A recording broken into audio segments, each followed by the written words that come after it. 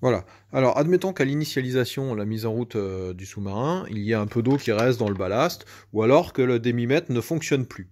À ce moment-là, heureusement qu'il y a un capteur de pression qui est sur la ligne de remplissage, qui va détecter une surpression anormale au-delà d'une certaine valeur, la sensibilité de cette valeur peut être réglée par l'intermédiaire de ce potentiomètre ici.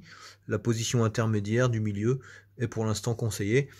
Et donc, petite démonstration, je remplis mon ballast pour me mettre en plongée, alors qu'il est déjà un petit peu plein.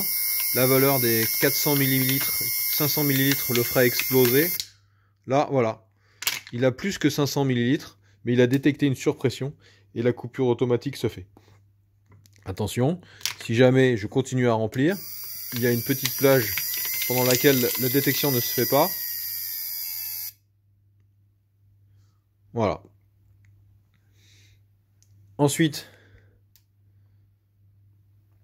je remets en montée. Une fois que j'ai complètement purgé le ballast, qui était rempli à plus de 500 ml, puisqu'on a fait exprès de dépasser la valeur, donc il va repartir en purge.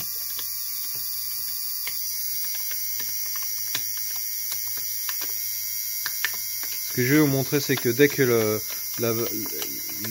ballast est détecté vide, il va remettre à zéro automatiquement la quantité d'eau qui est dedans.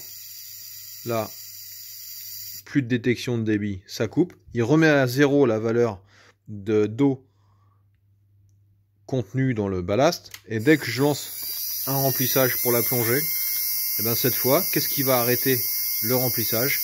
Tout simplement la quantité d'eau détenue, puisqu'il va atteindre les 500 ml. Il sait que là, il y a 500 ml qui vont être atteintes, puisque la remise à zéro s'est fait avec la purge totale précédente. Et donc, dès qu'on va avoir les 500 ml dans le ballast, ça va se couper.